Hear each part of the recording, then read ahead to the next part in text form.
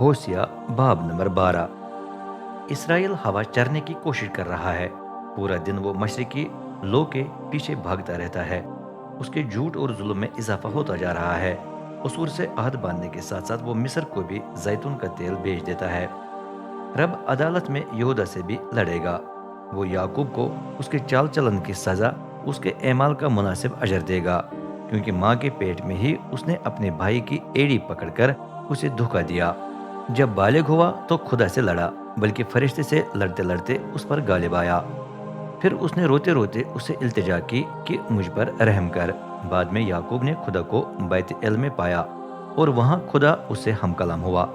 رب جو لشکروں کا خدا ہے اور جس کا نام رب ہی ہے، اس نے فرمایا، اپنے خدا کے پاس واپس آ کر رحم اور انصاف قائم رکھ، کبھی اپنے خدا پر امید رکھنے سے باز نہ آ۔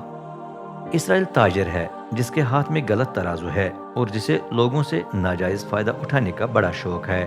وہ کہتا ہے، میں امیر ہو گیا ہوں، میں نے کثرت کی دولت پائی ہے، کوئی ثابت نہیں کر سکے گا کہ مجھ سے یہ تمام ملکیت حاصل کرنے میں کوئی قصور یا گناہ سرزد ہوا ہے۔ لیکن میں رب جو مصر سے تجھے نکالتے وقت آج تک تیرا خدا ہوں، میں یہ نظر انداز نہیں کروں گا، میں تجھے دوبارہ خیموں میں بسنے دوں گا۔ یوں ہوگا جس طرح ان پہلے دنوں میں ہوا، جب اسرائیلی میری پرستش کرنے کے لیے ریگستان میں جمع ہوتے تھے۔ میں بار بار نبیوں کی معرفت تم سے ہم کلام ہوا، میں نے انہیں متعدد رویائیں دکھائیں اور ان کے ذریعے تمہیں تمثیلیں سنائیں۔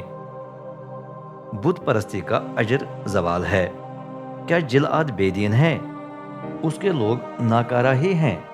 جلجال میں لوگوں نے سانڈ قربان کیے ہیں، اس لیے ان کی قربان گاہیں ملبے کے ڈھیر بن جائیں گی۔ وہ بیج بونے کے لیے تیار شدہ کھیت کے کنارے پر لگے پتھر کے ڈھیر جیسی بنے گی۔ یعقوب کو بھاگ کر ملک کے آرام میں پناہ لینی پڑی، وہاں وہ بیوی ملنے کے لیے ملازم بن گیا۔